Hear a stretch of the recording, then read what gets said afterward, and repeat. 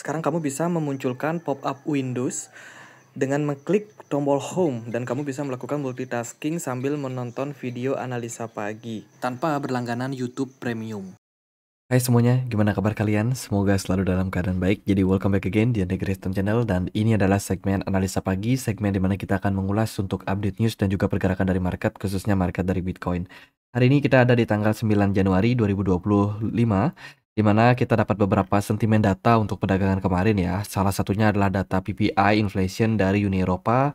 Hasilnya inflasi mengalami kenaikan, sama seperti data sebelumnya di mana CPI juga mengalami kenaikan. Terus kemarin juga dapat data jobless claim ya, initial jobless claim, di mana secara tren mengalami penurunan dari 211.000 menjadi 201.000, di mana berarti jumlah penganggurannya mengalami penurunan. Ini adalah positif untuk dolar. Terus kita lihat juga dari data kemarin, dini hari tadi itu ada FOMC meeting ternyata. Ya, jam 2 pagi waktu Indonesia Barat, di mana hasil dari FOMC itu menunjukkan sikap dari The Fed yang cenderung masih sangat-sangat konservatif terkait dengan inflasi ya. Di mana kalau kita perhatikan beritanya, Fed officially worry about the inflation impact from Trump's policy. Ya, jadi ini adalah kabar terbaru di mana nampaknya Federal Reserve akan berhati-hati menunggu pelantikan dari Donald Trump.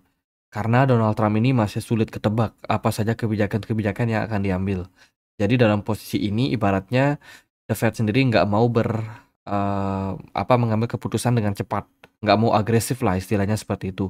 Mereka akan cenderung menunggu ya sampai kira-kira mereka tahu nih kebijakan apa yang akan diambil oleh Donald Trump ke depan ketika dia sudah menjabat. Kalau kita melihat dari periode sebelumnya di mana ketika Donald Trump menjabat, hal-hal yang mereka lakukan adalah mendukung sektor swasta supaya bisa growth setinggi-tingginya. Pajak diturunkan sehingga ekosistem dari industri itu bisa growth. Akan ada banyak peluang pekerjaan baru yang akan ditambah ya kan, jumlah-jumlah pabrik yang mungkin bisa bertambah juga sebab dari penurunan pajak itu akan meningkatkan sektor swasta untuk bisa growth. Selain itu kebijakan yang lain adalah tentu saja adalah kebijakan menaikkan import ya. Jadi ya Cina tentu saja nggak akan bisa dengan leluasa untuk masuk ke pasar dari Amerika Serikat ya kan, mereka akan mengutamakan sektor dalam negeri mereka, seperti itu. Nah, hal tersebut akan dipikirkan oleh The Fed karena hal-hal tersebut akan berhubungan dengan inflasi.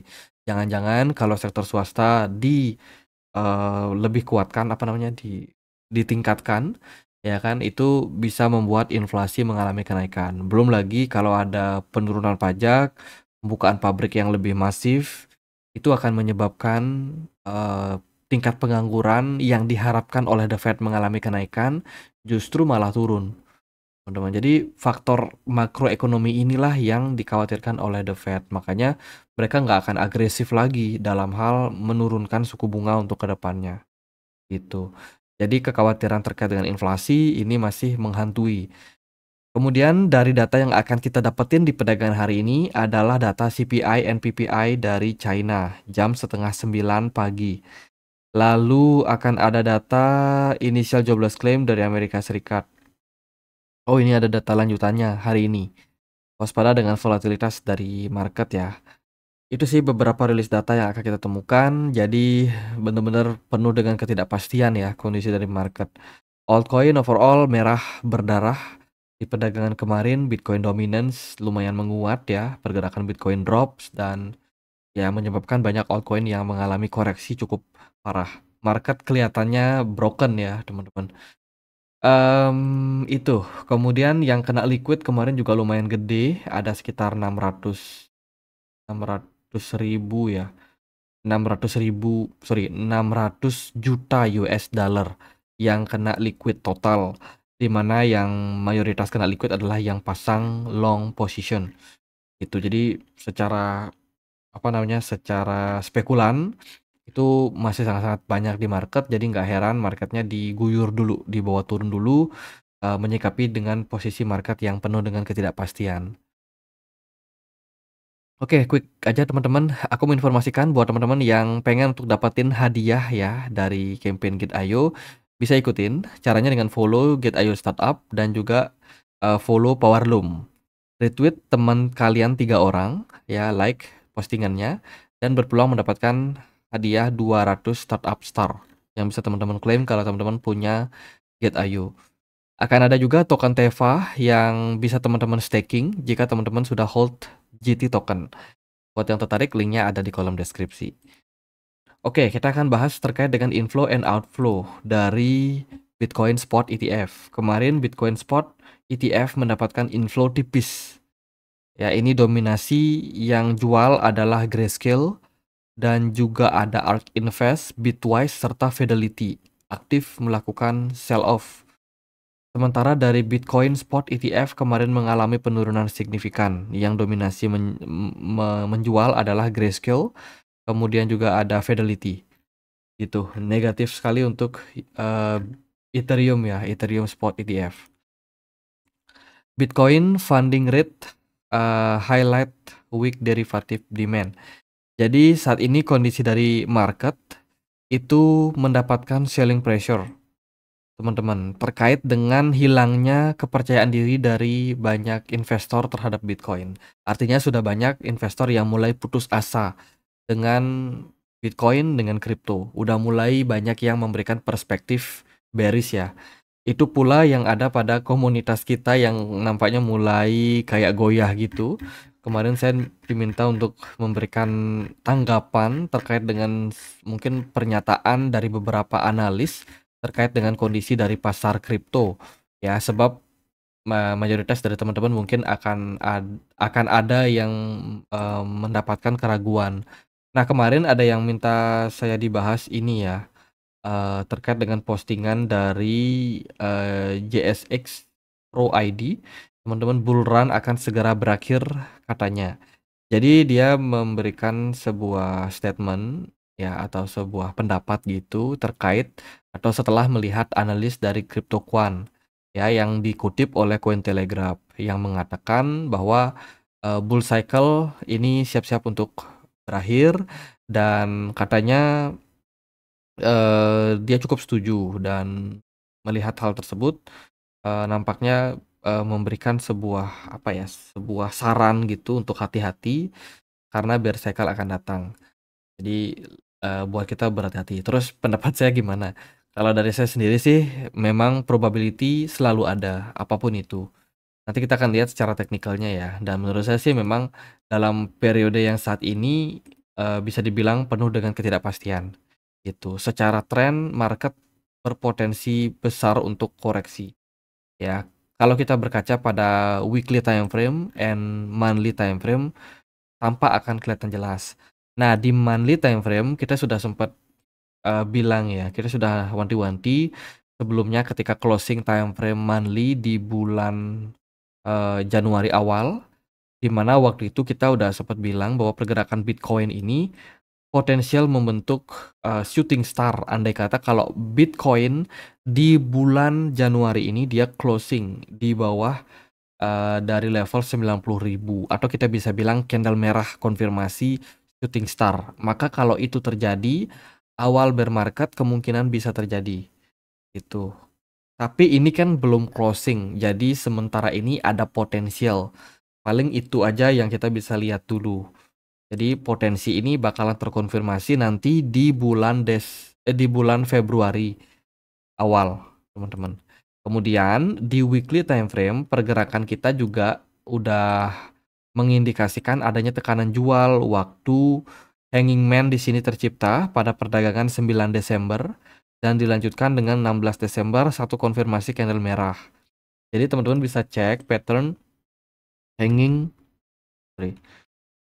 man pattern. Jadi dia itu terbentuk kayak ada hammer gitu, teman-teman. Nah, ini dia hanging man ya, ada hammer gitu dan dikonfirmasi dengan satu candle merah dan itu negatif banget reaksinya pada market. Dan kalau kita lihat secara teknikal ini ya ada probability seperti itu, teman-teman. Jadi kalau teman-teman melihat pergerakan jangka pendek kemarin, ya kan Bitcoin naik sampai 100.000 dan ternyata harganya malah drop balik, ya itu adalah impact daripada position yang masih kita lihat ya secara pattern masih cenderung bearish. Belum lagi kalau kita bicara secara structure jangka pendek, Bitcoin andai kata dia ke-reject di kisaran level 102 ini, artinya kita create yang namanya lower high baru. Jadi kalau teman-teman lihat dari bull structure ya, bear trend itu dia kecenderungannya adalah lower high, lower high. Artinya ada kenaikan yang lebih di bawah dari higher sebelumnya. Jadi ibaratnya structure seperti itu. Ya sebenarnya ini bukan bearish sih, tapi lebih kepada korektif ya. Kalau kita melihat dari perspektif daily time frame. Jadi multi tafsir sebenarnya. Ada yang percaya bullish, ada yang percaya bearish. Tapi kita lihat dari structure, kalau secara teknikal menurut saya cenderung korektif untuk pasar dan berpotensi menjadi bearish kalau seandainya weekly and monthly kita negatif closingnya. Itu. Jadi bener-bener penting banget sih di bulan Januari ini. Itu dia dari perspektif. Kemudian kita lihat juga dari berita yang lain, teman-teman. Trump economic is considering a national economic emergency declaration to allow for new tariff program. Jadi kebijakan terbaru dari Donald Trump ini masih kita nantikan. Gitu. Sementara sih kita bisa lihat dari media-media yang mengatakan ya bahwa Trump sendiri akan mempertimbangkan deklarasi darurat ekonomi nasional yang memungkinkan program tarif baru. Jadi ini adalah tanggapan dari Donald Trump yang melihat kondisi perekonomian Amerika Serikat yang saat ini dianggap dalam posisi darurat ekonomi. Jadi dia pengen menunjukkan ya kan bahwa ini loh kepemimpinan sebelumnya nggak bisa bikin ekonomi growth gitu. Jadi di pelantikan Donald Trump nanti, mereka akan memperkenalkan tarif baru. Kemungkinan sih adalah penurunan pajak yang akan ditampilkan. Itu. Jadi Donald Trump akan berupaya nih untuk memperbaiki kondisi dari perekonomian Amerika Serikat. Ya, jadi siap-siap aja dengan adanya statement ini, dolar akan berpotensi positif. Dan kemarin dolar kebetulan positif, naik 0,37%. Jadi sangat-sangat impactful teman-teman apa yang disampaikan oleh Donald Trump dan juga Jerome Powell. Oke, dari berita yang lain adalah Sol Strategic announce major strategic investment in Solana. Jadi berita terbaru ada perusahaan yang namanya Sol Strategis Inc. Ini adalah perusahaan yang listing di Kanada dan kalau kita lihat dari berita terbarunya mereka siap untuk meluncurkan atau memfasilitasi sekitar 25 juta Canadian dollar ya untuk kembali mengakuisisi atau untuk kembali membeli Solana token. Jadi perusahaan ini memang ini adalah perusahaan yang berfokus pada investment di Solana gitu. Dia akan siap untuk melakukan pembelian balik Solana sebanyak sekian. Teman-teman, ini akan menjadi berita yang bagus untuk Solana ke depan. Itu. Kemudian Ethiopia saat ini mendapatkan investment yang cukup banyak dari perusahaan mining ya, karena mereka punya energi, ya mereka punya kebijakan yang cenderung rendah pajak, sehingga sangat-sangat diminati oleh investor besar untuk masuk ke Ethiopia untuk berinvestasi berupa penambangan Bitcoin di sana. Tuh, jadi ini juga merupakan salah satu perkembangan nih dari dunia miner, teman-teman. Arbitrum dikabarkan semakin dekat dengan perusahaan konglomerasi dari Lotte Group ya. Kabarnya Arbitrum akan siap untuk memberikan fasilitas teman-teman AI driven atau entertainment atau apapun itu untuk dari ekosistem yang akan dibangun oleh Lotte Group ke depannya. Jadi Lotte Group teman-teman tahu pasti ada supermarketnya, ada apa permen karet. Nah, itu adalah perusahaan konglomerasi ya, ada banyak cabang bisnisnya gitu, di mana nampaknya kripto akan menjadi salah satu hal yang akan mereka pakai khususnya untuk penggunaan blockchain-nya. Jadi saya nggak bilang yang dimaksud adalah mereka akan trading kripto, enggak ya, tapi mereka akan menggunakan blockchain-nya ini sebagai alat untuk mempermudah transfer data ya kan, atau hal-hal yang berhubungan dengan shopping ya, atau ya itulah memfasilitasi pembayaran tuh. Kemudian, Major Portuguese Bank, jadi salah satu perusahaan besar yang ada di Portugal yang bergerak di bidang perbankan dikabarkan blok ya, fiat dan juga crypto platform.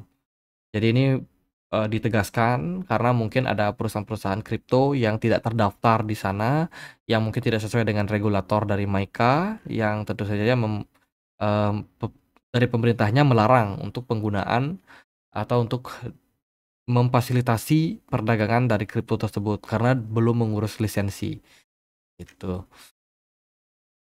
Ada berita terbaru juga datang dari, BNB Chain ya di Twitter saya temukan, kabarnya administrasi khusus dari Bhutan atau negara Bhutan itu mengumumkan penyimpanan berupa BNB, BTC, dan juga Ethereum sebagai bagian besar dari cadangan strategis mereka. Jadi 3 big caps ini mendapatkan sentimen positif ya dari Bhutan. Ripple, presiden mengatakan bahwa spot XRP ETF akan menjadi hal kedepannya, teman-teman. Jadi kita udah mencium memang bau-bau dari Ripple ETF ini atau XRP ETF ini sejak 2024 kemarin ya, dan sepertinya narasi tersebut akan kembali digaungkan. CEO Ripple, Brad Garlinghouse, kabarnya bertemu dengan Donald Trump untuk mendukung inovasi kripto ke depannya. Hari ini kebetulan posisi dari XRP cenderung agak strong kalau kita perhatikan. Mana tuh saya watchlist XRP ya. Ini dia naik sekitar 1,3 karena ada dukungan dari Donald Trump. Padahal kalau kita lihat kemarin waktu pemilu kayaknya Ripple ini dia lebih condong ke Kamala Harris ya. Tapi ya itu karena Brad Garlinghouse adalah seorang businessman yang sangat cerdas, teman-teman. Jadi Donald Trump yang naik, cepat tuh mereka apa namanya membahas terkait dengan potensial perkembangan dari kripto ke depannya. Jadi good point untuk Ripple ya. Saya sendiri juga belum tahu apa saja yang dibahas dalam pertemuan tersebut karena sangat tertutup. Ya, pertemuannya tertutup dan publik masih belum mendapatkan informasi lebih lanjut. Itu sih teman-teman. Overall kondisi dari market secara sentimen dari makro penuh dengan ketidakpastian, market khawatir, secara teknikal cenderung korektif gitu. Jadi kalau kita lihat Bitcoin hari ini kembali mengalami koreksi turun sampai kisaran 94.000 dan kemarin sudah checkpoint ya di kisaran level 92.000 meskipun akhirnya ada kenaikan gitu. Jadi kenaikan yang terjadi pada Bitcoin kemarin ternyata kita cuma fake out dan sangat ironis sih teman-teman. Padahal Bitcoin butuh seminggu untuk naik ya dari kisaran 92.000 sampai dengan 102, tapi akhirnya cuma 2 hari aja kita udah balik turun lagi. Ini menunjukkan bahwa selling pressure sangat kuat. Buyer belum sekuat itu untuk pompa harga Bitcoinnya rally. Dan untuk saya sih untuk hari ini kemungkinan secara jangka pendek ya akan ada probability untuk Bitcoin mengalami kenaikan jangka pendek. Kemungkinan. Kenapa demikian? Karena kalau kita lihat dari liquidation sebenarnya untuk saat ini udah banyak banget yang kena liquid terutama untuk posisi long. Jadi kalau udah 2 hari berturut-turut seperti ini, mungkin saja di beberapa jam ke depan setelah saya posting video ini market masih bisa di-press. Tapi level 92.000 ini akan berpotensi menjadi area yang sangat kuat untuk menahan pergerakan dari Bitcoin. Sebab Bitcoin ini sudah sideways cukup panjang sejak November sampai dengan awal Januari ini gitu. Dan di level tersebut selalu Bitcoin mendapatkan rejection, mendapatkan reaksi daripada buyer. Jadi saya sendiri melihat kemungkinan yang cukup besar kalau market akan bereaksi pada di harga saat ini dan kemungkinan ya ketika Bitcoin dibawa turun sampai 92.000, 91.000 akan ada buyer yang cukup percaya untuk akumulasi Bitcoin di level tersebut. Jadi akan ada impact kenaikan jangka pendek. Kemungkinan seperti itu. Kemudian Bitcoin dominance sangat-sangat tidak bisa diprediksi. Bitcoin dominance secara structure sih sebenarnya turun. Tapi proses turunnya ini nggak gampang ya, sangat-sangat mudah untuk naik tapi sulit untuk turun gitu. Jadi altcoin banyak yang masih belum perform kalau kita perhatikan. Apakah bakalan ada bear cycle lagi? Apakah masih bisa lanjut bull run? Nah itu kalau dari saya sih melihat untuk saat ini banyak ketidakpastian. Dari makroekonomi jujur aja Fed aja sampai nunggu sampai Donald Trump dilantik atau setidaknya memberikan statement tentang kebijakan apa yang akan mereka ambil. Jadi sampai segitunya, Fed aja nunggu. Dan saya sendiri nggak bisa untuk ngasih apa ya namanya, mungkin prediksi seperti itu. Saya sendiri nggak bisa ngasih prediksi karena dari pimpinannya aja nih, dari pusat informasinya aja nih, dia nggak berani untuk ngasih apa namanya kepastian seperti itu. Itu sih, market masih dalam selling pressure buat teman-teman yang mungkin baru masuk ke market kripto, welcome ya. Inilah kripto dengan penuh drama dan nampaknya bull cycle kali ini paling banyak drama dibandingkan dengan bull cycle sebelumnya yang lempeng-lempeng aja. Terkait dengan pembahasan kita kemarin juga ya, ada virus yang mulai masuk ke Indonesia. Ini berarti adalah adanya potensial pandemi baru. Sekali lagi saya tidak berharap ada pandemi, tapi ya itu adalah potensial yang bisa terjadi, semoga aja enggak, tapi kalau itu terjadi, maka kita bisa melihat kira-kira COVID kemarin sudah memberikan kita sebuah gambaran ya, bahwa ketika pandemi terjadi, terutama kalau negara-negara banyak yang ditutup atau lockdown lagi seperti kemarin, banyak negara lockdown, akibatnya ekonomi sulit berputar. Kalau itu terjadi, maka dari bank sentral kemungkinan akan menurunkan suku bunga secara agresif, ditambah dengan pemerintah yang akan memberikan stimulus ekonomi mereka. Akan ada bantuan-bantuan gitu yang akan berpotensi untuk growth market seperti pada 2020 kemarin gitu. Jadi itu skenario teman-teman, dan menurut saya ada banyak hal yang bisa terjadi. Jadi ya lihat aja seperti apa market ke depannya. Jadi sekian aja paling buat update kali ini teman-teman, semoga bisa bermanfaat. Kita ada komunitas juga di Telegram. Teman-teman yang mau join linknya ada di kolom deskripsi ya. Sekian akhir kata saya Andre, makasih.